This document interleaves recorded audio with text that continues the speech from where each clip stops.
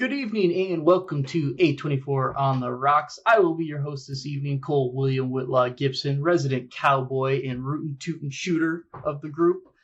This evening we are going to be reviewing The Ballad of Lefty Brown, a 2017 film by A24 starring Bill Pullman, Kathy Baker, and Tommy Flanagan. But first, let me introduce my lovely co-host, and we'll start with my man, K-Dog. Good evening, world. It's K-Dog. That's right. It's Kevin K. Konchak. And I'm coming at you with an old-fashioned tonight, with bourbon in it, because that's what you do. You drink whiskey, you drink bourbon. It's a Michter's single barrel, because that's my favorite bourbon, and it just felt good to get back to me. So, yeah, that's what I'm drinking, and that's what I'm here for. Hi, Kiskas. How you guys doing tonight? Hi. Okay, I know I'll that was go an awkward first. segue. That was a segue. It was terrible. Terrible awkward. I just wanted to say hi. I don't even, that's all. Well, I'll say hi first. My name's Kelly, the first of the Kiskas, and I own a ranch as a single woman, and it's really a progressive way of life. And while I do that, I like to lay back, sip a little bit of just water tonight. I'm a working lady. I can't really afford to, I need every aspect of my brain to keep this land. Eric, what are you drinking? I'm Eric, and I'm drinking Johnny Smoking Gun whiskey from 2 James Distillery, and I'm that drunk that at the end of every Western, I somehow fire off a fucking amazing shot, and I kill the bad guy.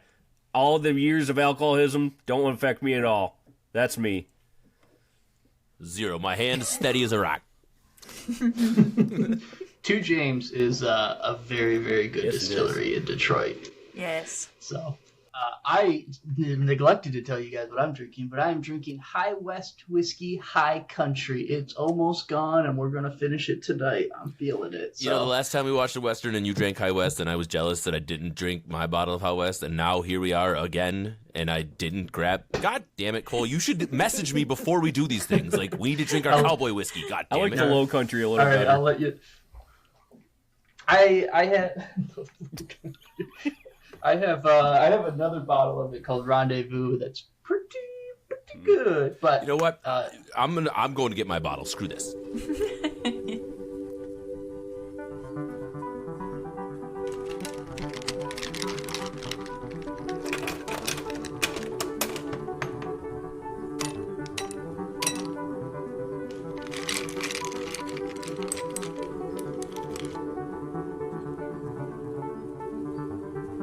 A24 on the Rocks.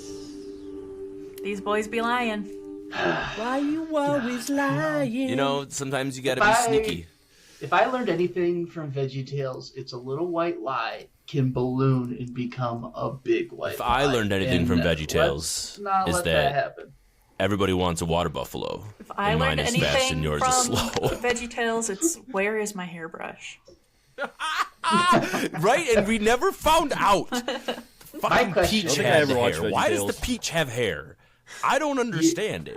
You don't remember them picking up the brush with the non-arm? Just magic.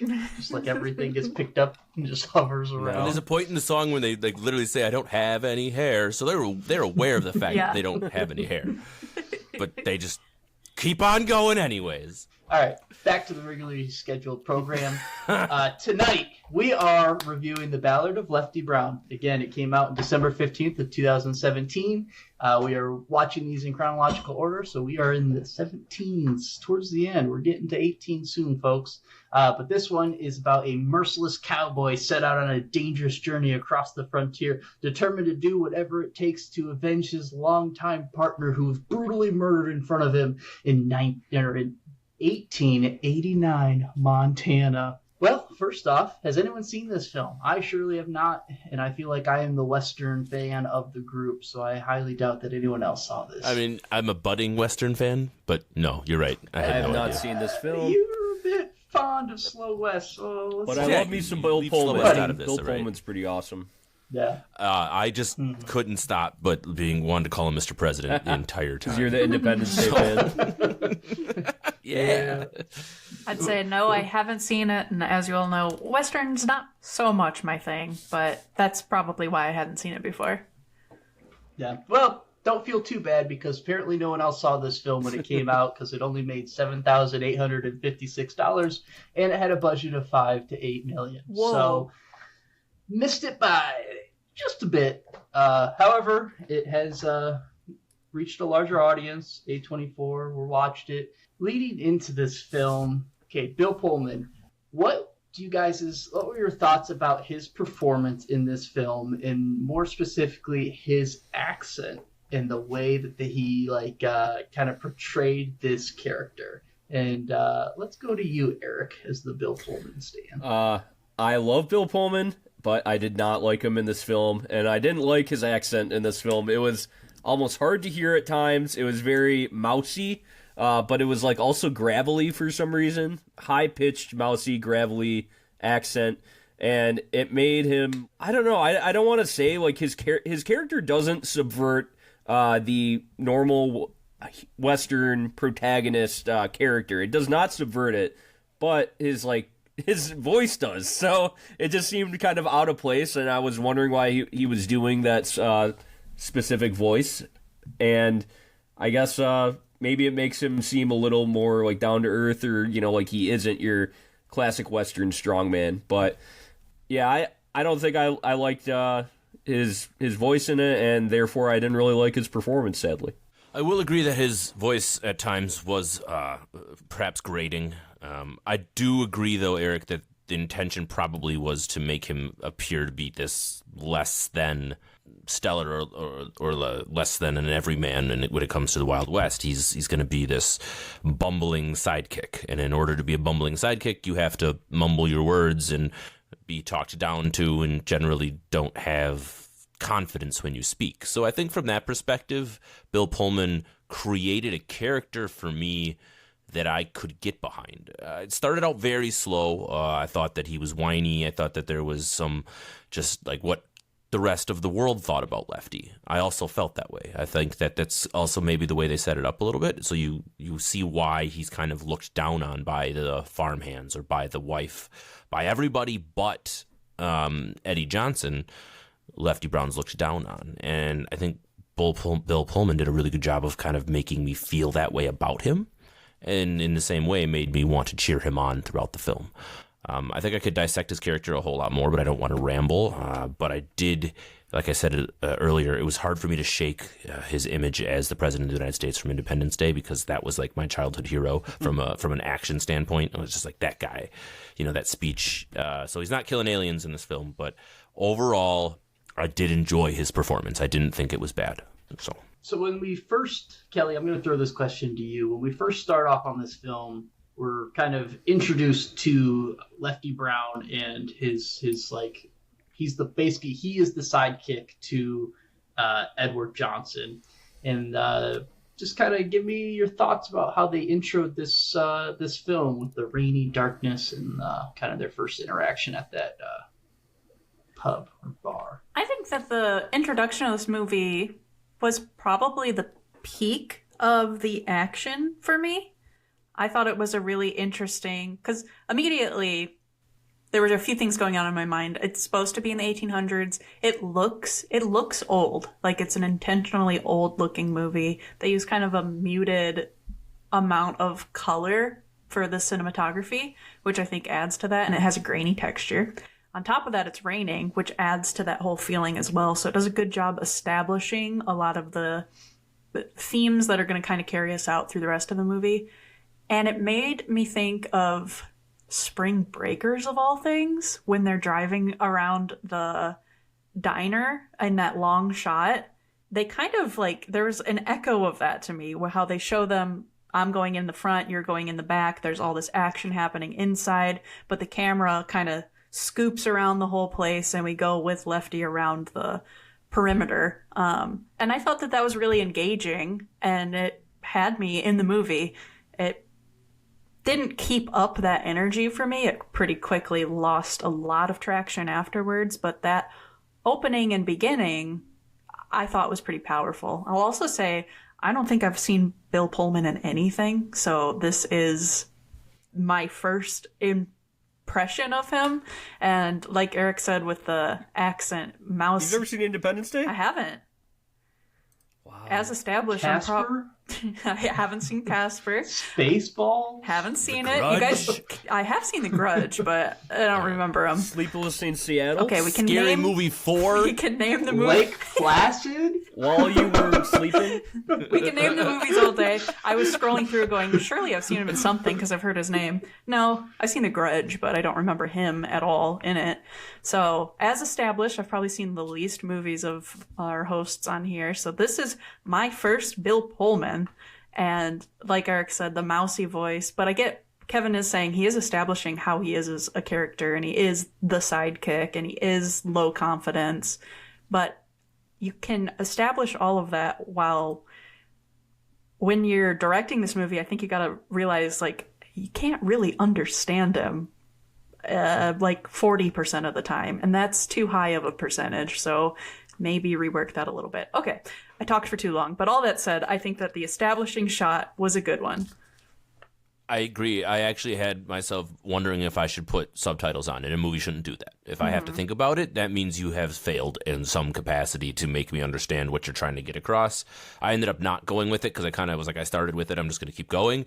But 100% there was some bad choices from an artistic standpoint when it comes to the way that he was delivering those, or the editing, or just whatever it was. Someone should have caught that. And I do think, like, he is your classic Western protagonist, though, because classic Western protagonists, like, are usually an underdog. They're the people that have been out of the game for a while, or, like, what I was doing earlier, the alcoholic, or the hermit, you know, that has been living up on a hill for a while and, wants to finally come out of his cabin to go down to the town to kill the outlaw or something. Like, Obi-Wan. Yeah, that's your classic Western protagonist. And so he was playing, like, a underdog character, but yeah, I just felt like his voice didn't really fit what he was trying to do. And I have a bone to pick with the synopsis saying a merciless cowboy. What about this man was merciless? Who's the merciless cowboy? Not Lefty Absolutely Brown. Nothing. Certainly not. Now, maybe Eddie Johnson, because he, like, has the Eddie way where he hangs people without a trial. Eddie Way, that is what it's called. Anyway. Yeah, Eddie way. Okay. We're just going to kill this dude. Governor, fuck him. Whoa, Sorry, I jumped to the end. spoilers. But, spoiler alert. Yeah. But yes, I agree with you, Kelly. I think I was excited for this movie after about the first 10 minutes because it's very I don't know, it draws you in, and I think it does a very good job of, like, kind of setting up the stage and the story. But then it kind of it loses its luster almost as quickly, where we go into kind of back at the ranch, and you're starting to deal with just Lefty Brown, Bill Pullman just walking around being kind of a dope, as they are, Edward Johnson is a senator, and he's going to go meet with the governor and all this other stuff. And he's starting to become a real politician, and he's against the railroad, and he wants to keep the West wild. And but during that, he some of his horses escape, and tragically, Edward Johnson gets murdered in front of Lefty Brown, and that sort of starts the whole tale of the sidekick revenge story. The ballad, some may Ballad of say. Lefty Brown. The first 5 minutes felt like the trailer. They gave away all of that shit in the trailer. And I was like, why would I even care anymore? You killed the guy. You already showed me that he was dead, and he's dead. And that was weird. Yeah, and I guess my question is kind of, Eric or Kevin, I'll throw it to either one of you who wants to take it. But it seems like we have this cool establishing shot that's kind of action-packed, shows that Lefty is not maybe the best sidekick, shoot 'em up kind of cowboy, and then it gets into that first act where it's just a lot of kind of like backstory, but it's just very slow, drawn out. At least from my perspective, it seemed like they could have maybe sped it up, maybe had a little bit more of a different tune. But Eric, let's start with you. What was your thoughts about kind of the ranch and the setting up of Edward Johnson? It wasn't slow. It was slow because it was very predictable to me. Like, I don't know if I because the trailer, they show that his partner got murdered. So I was expecting that. And then I was definitely expecting that Lefty was going to be put on this this trail to try to get revenge, and that's, you know, classic Western plot. And I definitely guess that the murder of his partner wasn't just haphazard. You know, it wouldn't be a good movie if he was just killed because of some horses. There had to be another character in here that probably set out for Eddie to get murdered, and I was just waiting for the reason for it to happen. And that's Jim Caviezel. He plays the governor, and he's actually, I think, a decent actor too. He played Jesus in Passion of the Christ. Random, but Well, that's random. Yeah, he actually does strike me as a good villain, but the thing is that I felt like most of this film was so predictable. Like you know, had Lefty go out, find your younger like protege that he was going to train and like, bring him up to be the next good like Western gun shooter and everything. And Honcho. yeah, it just like all these plot points were very predictable to me, and that's what made it slow to me, is because I was like seeing things happen from a mile away, and I was just waiting for them to happen. So the whole ranch too, I guess it was kind of strange. So Kathy Baker is the wife of Eddie.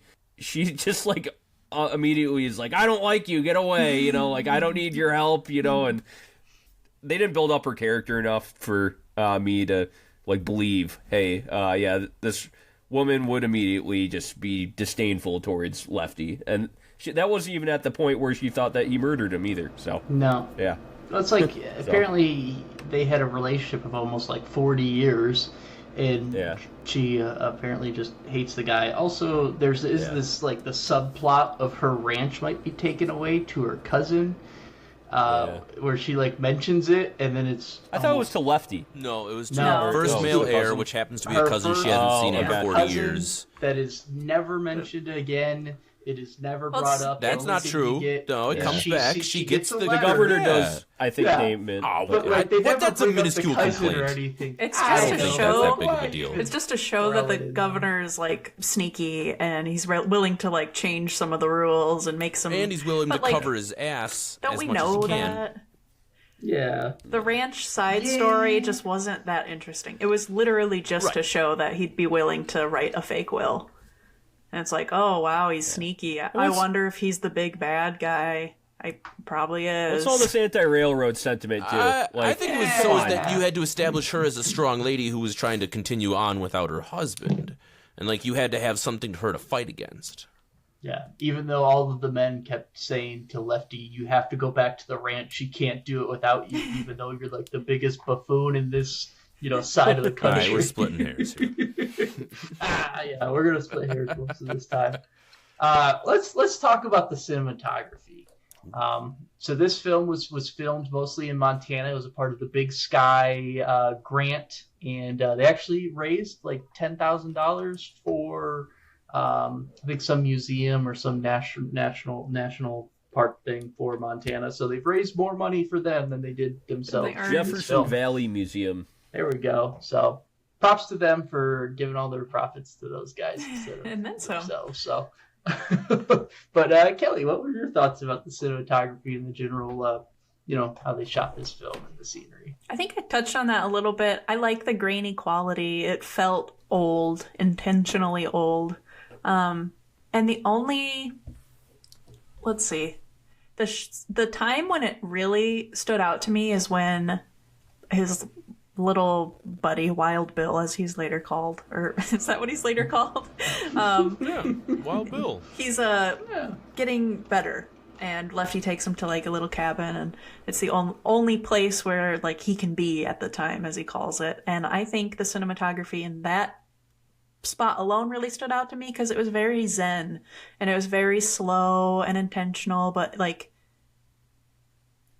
it was a nice pace where it was just like time is passing and we're here in this moment. And I really liked that aspect of the cinematography, and it, like the way that they pulled a lot of color away. It was really like low saturation and a lot of focus on like, you think a Western and you don't think blue and gray tones. And this movie was really like painted in that kind of palette, which I think was kind of fresh. That was a fresh perspective on a story that wasn't so fresh for me, but I would say that stood out a lot. And the amount of gore that they show for the bullet scene as well was really like, my goodness, that's a choice. That stood out to me a lot. And they used a lot of times where the main source of lighting in these scenes, when they were in a saloon or they were in the place where they found the outlaws, they use their main source of lighting as the open door. So it'll be like this really dark interior, and that open door is like a bright white rectangle in the back. And I thought that that was interesting too. So I think cinematography did stand out to me. This is going to sound harsh, but it almost feels like a waste on this movie. Like, I want this cinematographer to move on to other projects, but it was probably the highlight of everything. That and the soundtrack was pretty fresh too. I realized that my appreciation for cinematography is so simple in comparison to Kelly and other folks. Not to be like, oh my God, but I just thought it was pretty, right? That's what it comes down to for me. It was like, yeah, it was real pretty, but like, or not, didn't even think about things like the lighting, the perspective on with the door shot, and just things like that. So I appreciate your perspective on that. Overall, from my idea, the cinematography, like I just kind of bluntly said there, was pretty. I really liked the nature involved, the widescaping shots, the panorama views, when you had the horses, just appreciation for the scenery was pretty cool. I mean, if you're going to be setting in Montana, did they film in Montana? Did we talk about this? Mm-hmm. Yeah. So if you're going to be there, you might as well take full advantage of it. And they definitely did. I really enjoyed some of the way that they did the camera angles and kind of what they did, what felt like tracking shots where they were following our characters. Kelly, you had mentioned it earlier. That took an interesting, fresh approach to it. And when you have to make a Western in 2017, right, you have to come up with a way to make it not like a spaghetti Western or a traditional Western. I think you got to do something a little different, and I think they accomplished that with this film. So definitely was pretty. It was well put together from that perspective, and I enjoyed what I was watching. My eyeballs were pleased. Well, I think they shot with Kodak film, if I saw at the start of it. So better that picture this with the Kodak. Sorry, it's just a reaction. No, you're good. Sorry. But, I mean, like we were talking about in The Disaster Artist, that's, it actually, you can tell on the screen when something's shot with film. You can see the graininess, and it did pay off in this film. That's 1+ I'll give it. Yeah.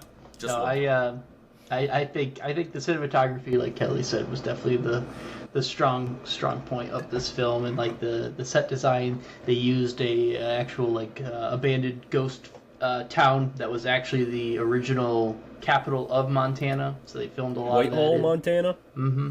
Yeah. Well, so that's a fun fact. That is a fun fact. On set, so that was pretty cool. I did appreciate that, but I will say, it was the highlight. Could have some things. I think we've touched on it. The story's very kind of predictable in the way with the sidekick, and then he gets his own sidekick and stuff. But my question, let's go to Kevin on this one. Why is Lefty Brown called Lefty Brown? I certainly have no fucking clue, because I mean, he introduced himself as Lefty, and everyone just calls him Lefty, and there's no other name other than Lefty. I don't think he's left-handed, right? He's not, and it drives me crazy. You know who is left-handed? Yeah. Peter Fonda, a.k.a. Edward Johnson. So I started this film off watching it, and I was like, who's Lefty Brown? And I see Bill Pullman, hobbling around with his right hand on the gun. And I was like, well, that's not him. And then Edward Jones comes out with his Henry rifle, and he's got the left hand. I was like, well, that's Lefty Brown. Turns out it wasn't.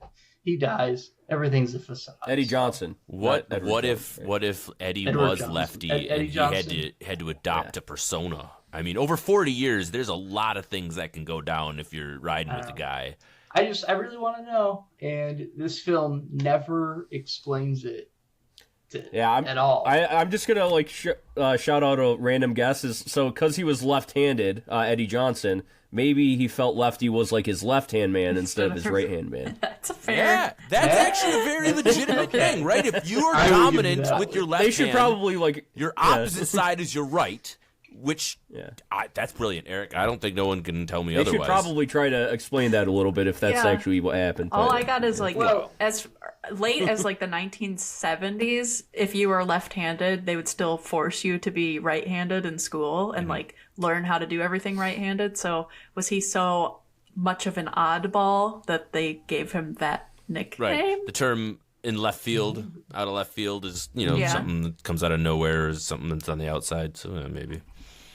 I like Yeah, Eric's but theory Cole, more, I got nothing but for you, buddy. Yeah. I do like your theory. I'm gonna adopt Thank that you. as my own because that's actually pretty solid. Go ahead, take it. So as like the story progresses, we kind of get into, Bill Pullman, Lefty Brown finds the outlaws, and he's with Tommy Flanagan, who is one of the marshals. And another thing I wanted to ask is, what do you get? Okay, so we talked about Bill Pullman's accent. Let's just talk about accents in general, because there seem to have been a lot of them. And I want to know if you think they were for the betterment or for the detriment of this film. Kelly, you seem like you got a pretty an opinion about this one. why'd they make the Irish guy an alcoholic? Scottish. Scottish. Flanagan? He's Scottish. Well, I guess his actor is Scottish. He was born in he Irish, Glasgow. though? Yeah. He was actually in Braveheart, so. Okay. Anyways, it was too many accents for me. It was too much going on, and then I was like, was Montana this big bustling metropolis of people from all over the world decide to settle down in Montana? People of all accents and cultures and ways of life, and I'm like, I don't think that seems right, especially if there's no railroad. Why are there so many accents going on? It really took me out of it. I think that, so in Cole's favorite film, Slow West, that we watched a couple years ago, there's how did I a miss Scottish that guy bullet? as the main character. I thought that was totally and going for me. I do think that Westerns and like the Wild Wild West, there were Europeans that fled out there, especially if there was something they wanted to avoid back home. And it was, like a lawless land where they could probably not worry about any cops coming after them. So It's true. I don't mind the choice for the Scottish actor to stick with his Scottish accent. What about Jim? Was Jim supposed to be Scottish or Irish? I don't think so. But did he have? I mean, that's just sounded like his normal accent. Yeah, well, he's from Virginia or Vermont or something like that. Okay. And the only Very reason why I ask is I didn't think he was at all until like the very end when he's yelling with Tommy, and he seemed to like adopt Tommy's accent as he's like yelling back at him. Oh gosh. He's actually from Washington and went to University of Washington. There you So go. But where- not even DC. But where just did his Washington, character go to school? Where's his character from? Yeah.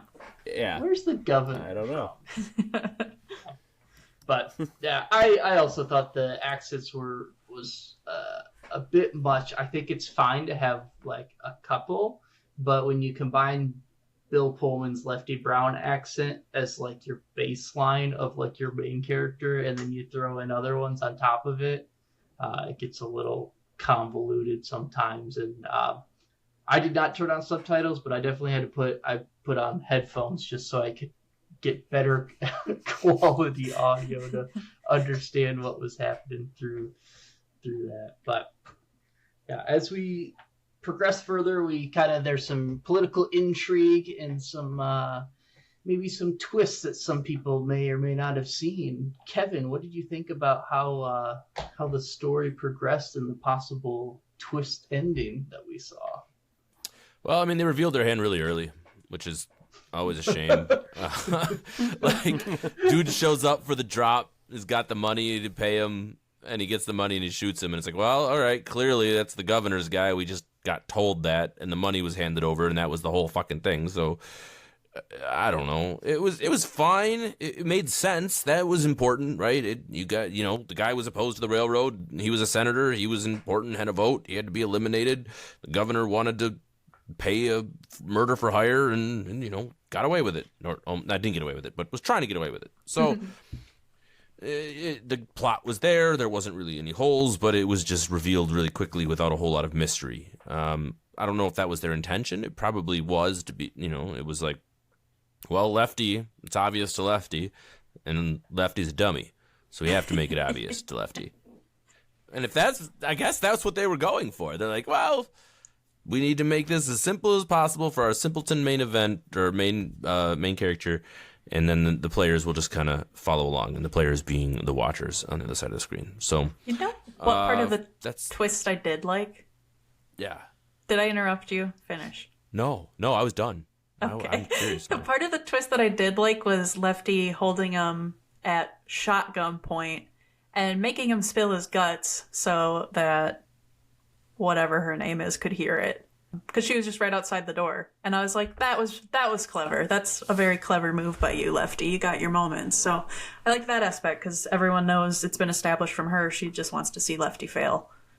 Yeah. So he I guess got what he wanted and got redemption, and I have to agree. It was a very, very predictable Western story of basically getting revenge and redemption and some double crossing along the way of old friends, and it was a very just like half-baked or just cookie-cutter, I think is a better term of just... Yeah, and even from like the plot twists with Tommy Flanagan's character, right, with going back to the bottle and just being drunk immediately, like, oh, guy who's been sober for 5 years, he's going to get drunk because something bad happened, and he's going to be drunk the rest of the movie. Well, that's exactly what happened. It was just super cliche, quick. I suppose. It was... Go ahead, Kelly. I've never seen, this is a fresh thing that I did, I've never seen an alcoholic in a saloon go for the spittoon. Just in a desperate attempt to get more alcohol. I was like, whoa, this man's down real bad. Damn. Yeah, Not only is he out of that was money. his nickname, right? Like, that means he did that all the time. The salty spittoon. Yeah. Is that in SpongeBob? Yeah. Yeah. Well, it's nice. It's nice to know that they like gave a reason for why he had that nickname, but they just neglected to give Lefty Brown a reason for his nickname. Well, But- Lefty so, didn't have yeah, stories told about him. Like, everyone else had a story told about him, but not True. Lefty.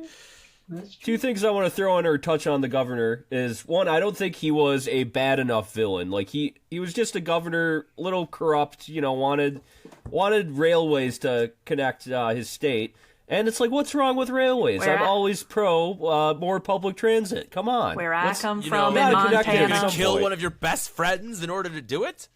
And then, but also, like, literally the town this was shot in did end up becoming a ghost town. So he was right in the end. Like, they needed railways over You there. just That's gave right. them for the betterment of society. But also, argument. like, nowadays with westerns, I feel like you need to make the villain very, very, like, fucked up or devious. Like, he should have had some kind of weird thing, like he had a foot fetish or something. Like, just add like a little, like, random character, like, kink in there. I think it would have made him a little bit better. Especially because he used to play Jesus. I think that would have thrown everybody off. But The ways that I sees it, where I come from in Montana, is that we was doing just fine. Then this progressive, why does this Montana communist does comes not have out a southern here. accent? This communist Why- comes out here, says we're going to put in railroads, and he murders our senator. You calling it a ghost town now? It wouldn't have been without But- this commie. But everybody liked him, until they just figured out that he might have killed Eddie. Right? They were all for it. Well, they hanged Well, him without yeah. trial. I suppose. Yeah. That whole thing, too. He never even had a fair trial. How are we supposed to know he was... It's messed Yeah, up. and it was a very, like, I guess the hanging of him, it just felt like anticlimactic. He's like, well, They had him like 6 inches off the ground. Both the hangings were like that way. Like, no one's snapping any neck. It's going to take them 20 minutes to frickin' choke out at that rate. Yeah. Like, Yeah, it's Yeah. like the whole point of like if the hangman's noose, the knot is meant to break the neck, and they're just like, "We'll get you just off the ground, buddy. It'll be fine." because Whatever. you have to have Brutal. the zoom in of the foot feet. on the stump. Like, Yeah. just got to have that I'm going to kick you off. I mean, as an engineer, you must have been really offended that they made the main villain a guy that wanted more railroads, right, Cole? Well, I mean, railroads are amazing, but also they're going in a bad way right now. But I will say yeah, I mean, railroads, they should have had the railroads. It's a really good thing for that town. They're stupid. Why would you not want railroads? But it also isn't part of the thing, like, why we don't have more railroads out west. Like, we didn't build them fast enough when we started building all the railroads, we didn't plan for more railroads out west, and that's why railway travel is so slow out west, is we didn't plan for it, and we don't have, like, good routes to actually, like, have railways going all the way out to California. Yeah, I mean, I'm sure that's probably part of it, and there's also the mountain ranges you got to cut through and all that jazz. But yeah, I mean, the railway system on the East Coast. Japan is mountain ranges. And we never get Eddie's side of the argument, right? He never gets to argue why he wants to stop the railroad. He just gets murked in the first 5 minutes. So Right. we I never wanna really know get the to find reasoning. out. The Wild West or something. Yeah, he said he wants to keep it the old ways. Back when you could just shoot a man, or I hang guess, him, I don't or know. hang him without Or a him. trial, Eddie Way, right? So yeah, he just Yeah, was a 'cause he boomer. did do that at the Fucking start. Eddie was a boomer. Yeah, he was the boomer of the, The Wild 1800s. West. Eric, you're sounding like someone who might hire a hitman to take out someone who wants the old ways. Yeah, you're I'm really not a big going to fan of touch this further on railroad. that. Yeah. I'm a little concerned. Yeah, what's your thoughts about airline travel, Eric? I mean, Yeah. Yeah. But so back to Tommy Flanagan's character. I wanted to talk about him, our Scottish Irish marshal man. His turn from being like he is, I feel like, probably the most easily swayed person in this whole film, because he rides up to stop Lefty Brown. Lefty Brown basically has a kid point a gun at him, ties him up. They then untie him, and he's like, "Yeah, all right, I was gonna stop you. I'm gonna join you now." He gave him the WWJD moment. What would Jesus do? Instead, it's what would Eddie do? and then they find the outlaws, and they actually end up somehow stopping them, even though the kid gets gut shot. They stop him, but I don't know, Tommy finds out that his friend betrayed him, and the guy mentioned his dead wife, and he's just like, you know what? I'm going to go back to being a deadbeat alcoholic, and I'm going to leave Lefty Brown and this kid for dead. I am so just going to, heel turn within, just so fast. And then he just disappears, and the next time you find him, he's at the bar just drinking himself to death, to the point where he's now going to drink out of the spittoon. But then Lefty shows up, hits him, and then he hits him with the chair, and then he's like, you know what? You're right, Lefty. And then he does another turn. He went to the governor first. He and goes confronted after the governor. But then the governor gave him a bottle or gave him a shot, and he was like, right, you're fine. I don't know. I felt like his character just was, I don't know. He was the most easily swayed person in this whole film. And I love Tommy Flanagan as an actor, and I think he's a phenomenal actor. But man, this I think goes back to the general writing. I think they did him no favors. But does anyone have any opinions, Eric, about Tommy? Like I said, it's a very predictable plot point and plot turn, where he will go down for a little bit and then he'll come back and, stand up for his friend. But it seemed like a really abrupt left heel turn where he was wasted, and then out of nowhere he's just like, okay, now I'm gonna try to fucking kill the governor and I'm gonna stand up for my friends. And yeah, it was too abrupt. I don't like the path they went with this character too. I think it was kind of cool that he was this recovered alcoholic. I would have liked to see him maybe get brought aside for a while. Maybe the governor captured him or something. But just kind of the whole plot point of, hey, I'm a drunk and I'm gonna fall into the spittoon, and that's gonna be that until I there was that snap scene out of it. where the governor was he yelling at somebody when he basically was after Tommy's character died. He's like, he would have been safe in the saloon. Yeah. He would have been safe in the. I was like, oh my god, you're right. He was trying to take care of his friend about getting him fucked up because he knew that if he was anywhere near the situation, it would have went the way it was. So it goes back to what Eric said about him not being that bad of a villain. There's a way to rationalize a lot of what the governor was doing, including trying to take care of some of his friends in the best way possible, including taking care of his friend's wife by giving her the deed to her farm, taking care of Tommy by trying not to get him killed in that action. So maybe that's the question it was supposed to ask, but it didn't do it in a good enough way because he was clearly supposed to be the bad guy. They just frickin' hung him in a square.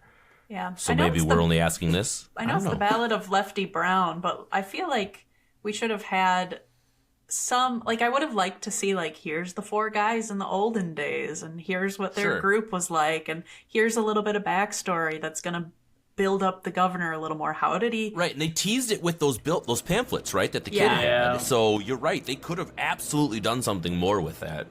Yeah. If they cut out, like, half of the ranch kind of bullshit stuff and did more of, like, the flashback of the four intrepid hero kind of thing, and then their fall from grace. Yeah, I get that we're supposed to be in the shoes of like the kid, like just kind of figuring out like what's actually going on in the Wild West and in all these stories that I read. And yeah, they talk about how they used to ride together, but I don't fully understand what's going on with these politics and stuff. I just am trying to see cowboys, and it's not really what I thought it was. Like, they're trying to put us in those shoes, but I wish instead of that it was, like I said, like, give us some backstory, make us care more about what happens in the end, if it's going to be predictable. Maybe if, him and Eddie, flashback, they were herding sheep in the Wyoming mountains, and they started a very loving but secretive relationship, and they would get away to Wyoming once a year to go on fishing trips, but really they were making love to each other.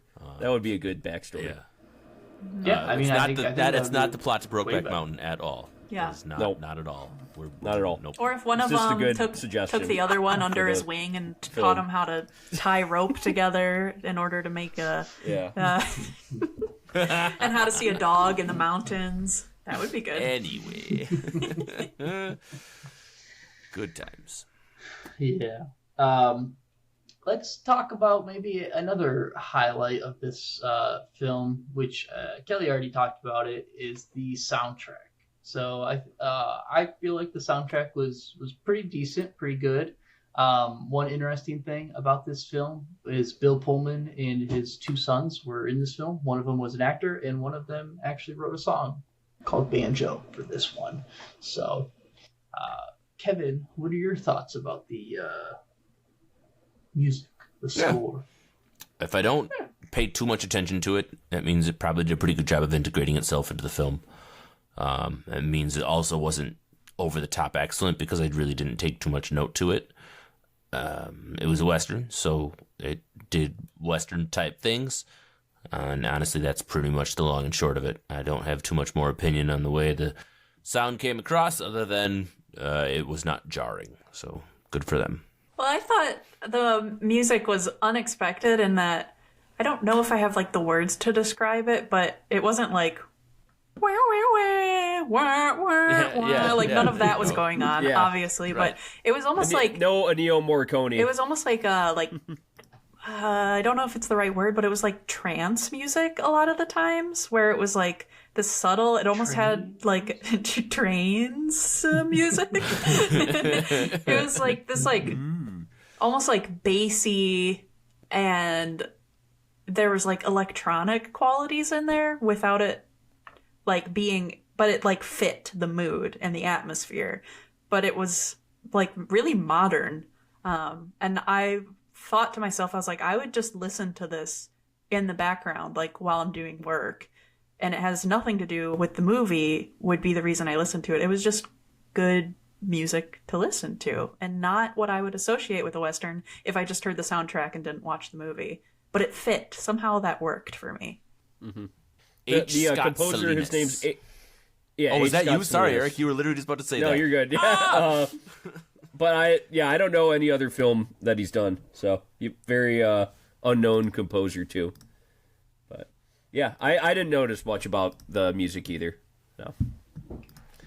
Well, before we get into our final ratings, does anyone have any bones to pick, gears to grind, anything of note that they want to discuss about this film before we get into it?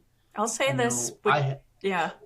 This is part of what would be my review, but I'm just going to ask it so that you guys can answer.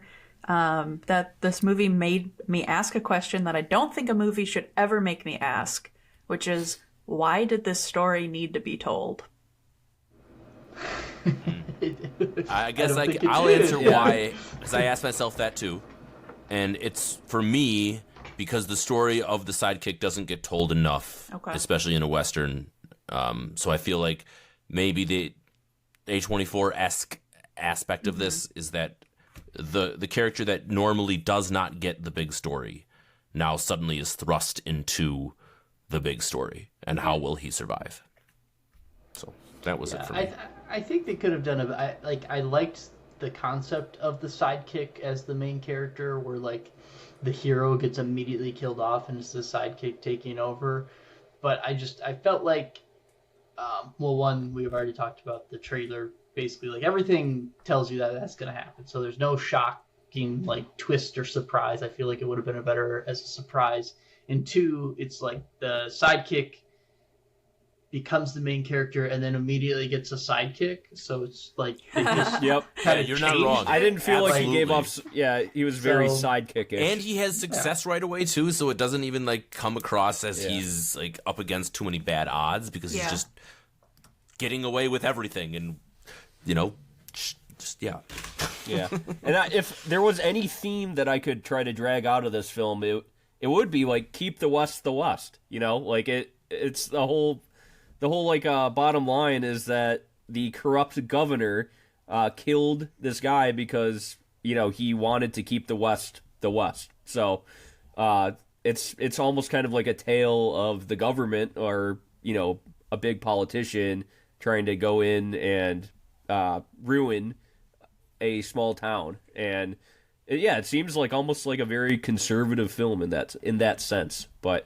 I guess like a lot of Westerns are kind of conservative at heart. So Yeah. You know what, like form of media that has like such a good story that talks about how the West is slowly dying as the railroads get built and things are expanding and the outlaws are, becoming obsolete and almost extinct, is Red Dead Redemption. 2. Yes! It's so good. The whole time, Cole, I was like, where's my controller? I just want to be playing this video game.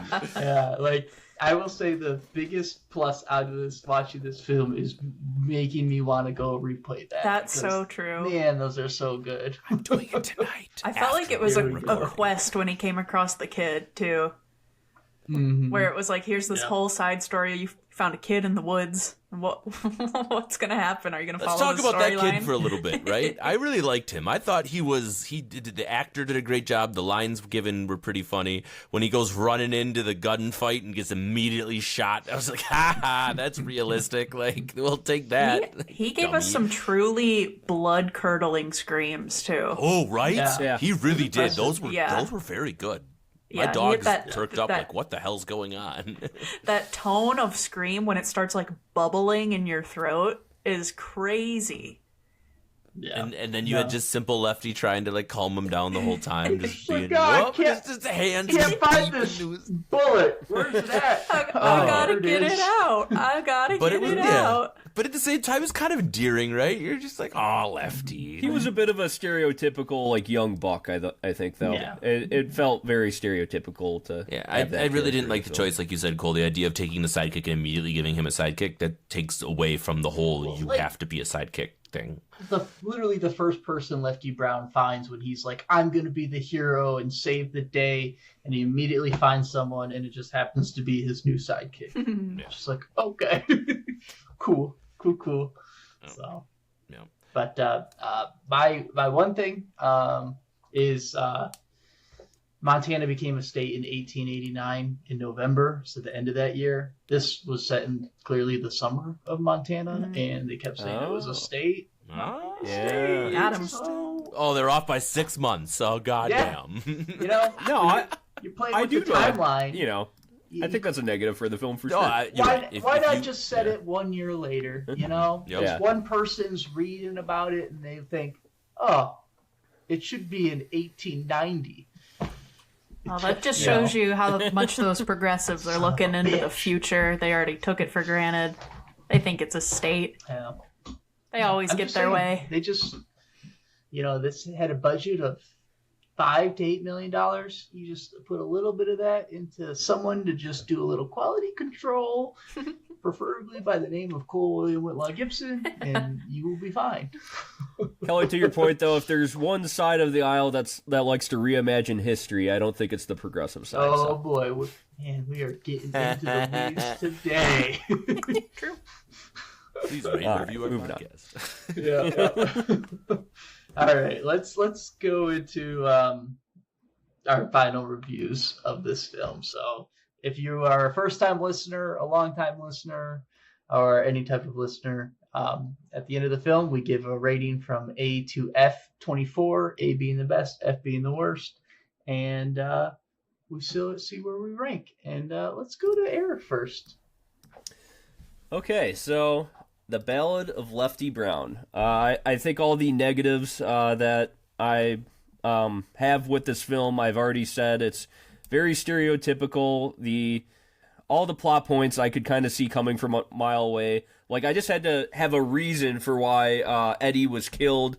I knew that, like, there had to be some side character that we probably met a little bit earlier, and they were probably the reason for it. And what was the reason? It was because Eddie didn't want the railways to be built. It didn't seem like big enough stakes to me. The villain didn't seem villainous enough. Like we keep saying with Lefty, he was not a strong enough main character.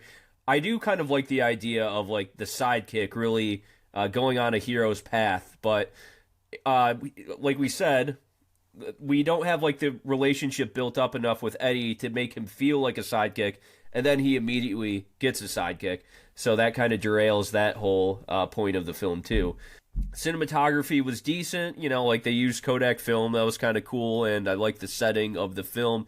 So that's one plus that will keep it from getting like an E or an F for me.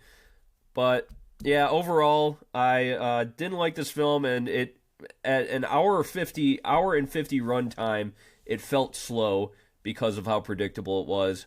So I'll give it a D minus. It won't go all the way to the E or F for me, but yeah, there's a lot better films that we saw this year, and sorry to Bill Pullman, because you've made a lot of good movies, but this one was not your finest. Well, you should really apologize to Peter Fonda, because this was the last Western he was ever in. Wait, did he die right after this? He didn't die right after, but it was the last Western that he did. He was also an Easy Rider. He was one of the main guys in Easy Rider, and also wrote the film, I believe. Helped write the film. So, yeah. Classic. Yeah, and he was only in here for 10 minutes. Like, geez, you get this, like, amazing classic actor, and only in here for 10 minutes, if even. Mm-hmm. So, all right, let's go to the other side of the Kiska aisle. This is going to be my shortest review ever. I think I've said everything that I need to say about it. It's also a D minus 24 from me.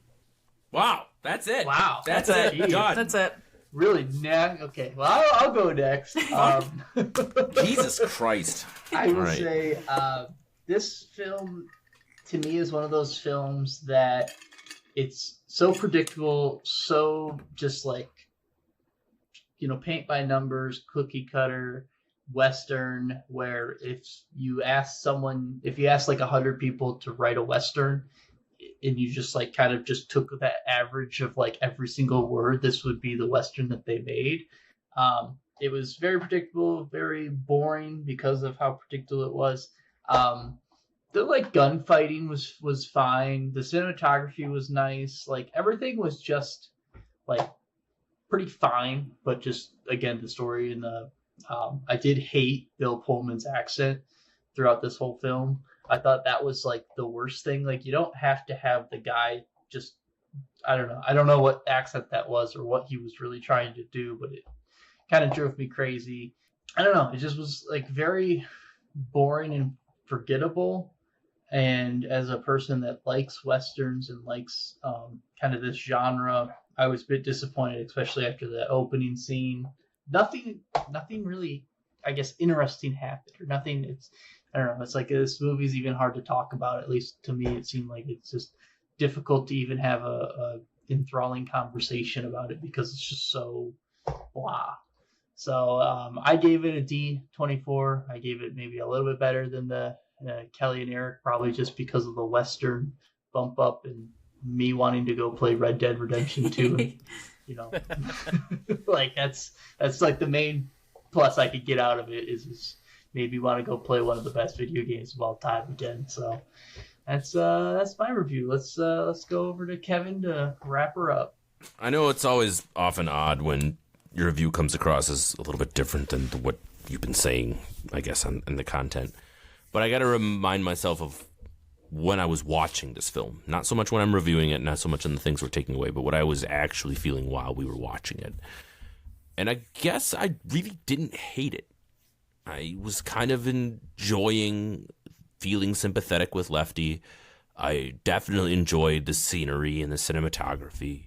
I haven't seen a Western in a while, since probably the last time we watched, Slow West, and I generally enjoy that genre. And Bill Pullman's performance kept me enthralled enough that I wasn't checking my phone constantly, wondering what time it was and where we were going with it. Yes, was it predictable? 1,000%. Was the writing subpar? Yep. Was the acting questionable in some places? You're damn straight. But I'd still enjoyed my time while watching it for the most part. It wasn't my favorite film I've ever seen by any stretch of the imagination, and I'm not giving it an astronomically higher grade than you guys are. I guess I just wanted to kind of rationalize why my grade will be a little bit higher because of the enjoyment that I had while watching it, at least from some perspectives. I think that when you write a film and intentionally try to make it a little bit more digestible by certain audiences, so not making it overly violent. Yes, it had some gore elements, but it wasn't overly brutal. It was still digestible by a pretty wide audience in general, and it still subverts the genre because it's asking a different question than you normally would get, which we alluded to, whether or not that sidekick can be the hero. But I didn't do it well enough for it really to be recommended by me, really to anyone. I think you should watch it if you're trying to do the completion project, if you like Bill Pullman a whole lot, if you're a Western stan, or if you're listening to this and you're like, it can't possibly be that bad. Well, this is your opportunity. Go ahead and watch it. I'm giving it a C minus 24. I'm going to keep it in the C category because, again, I can't not give my feelings while watching it at least a little bit of credence. But it is immediately forgettable, especially with a grandiose title like The Ballad of Lefty Brown. Nothing about this film made it feel like we were listening or watching a grand story or a ballad or something that you would stand the test of time. They danced around that idea by flirting with the history of his friends and making them feel a bigger deal than he was. And in the end, they just under-delivered across the board. So C minus for me. And that's what I got for The Ballad of Lefty Brown. All right. Well, there you have it. This movie is not that great, according to our opinions. However, they are just our opinions, so don't hate us. But please, if you enjoyed the content, like and subscribe. Give us a review, rating, all that jazz. We appreciate everyone that listens in, and I hope everyone has a good night. Thank Love you. you. Bye. And if Bye-bye, you want to everyone. watch a ballad Western movie, a year later comes The Ballad of Buster Scruggs. Go watch that one instead. Yeah. Ballad of Buster Scruggs. And then also, what's the No Weenies Allowed episode of SpongeBob? That's the Salty Spittoon. Another That's recommendation. about Salty Spittoon. Yeah, you can watch that one. Watch that. All right. Another Have fun, recommendation. everyone. Bye.